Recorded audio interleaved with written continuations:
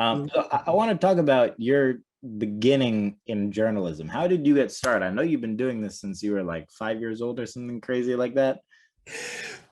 So 12 years old, but I feel like my introduction to basketball was that. So I started at 12 years old. I had a radio show with the Nets when I was a kid. When this was the 97, 98 season with the Nets. I hosted a show with Evan Roberts, who's over at WFAN, as well as former Net Albert King, called Nets Slammin' Planet.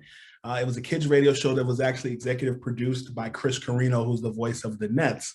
And essentially, that was my start. I got that start because I auditioned to be a radio host at Chelsea Pier. There were hundreds of kids looking to audition to become a radio personality for to do commercials with the Crash Dummies. I don't know if you remember the Crash Dummies, but oftentimes, like if you watch like TV when they have like stock video of like those dolls that are sitting in the front seat of cars and the head hits the airbag, those were like the Crash Dummies were kind of like infomercials that the U.S. I don't know if it's what branch of government or where it was, but like public service PSAs for like not smoking and like it was that in that same genre. And basically, I auditioned to do that. I killed the first audition. The first audition was at Chelsea Pier. The second audition was at Dangerfield's Comedy Club. I was selected over 8 other kids to do it. And the Nets contacted,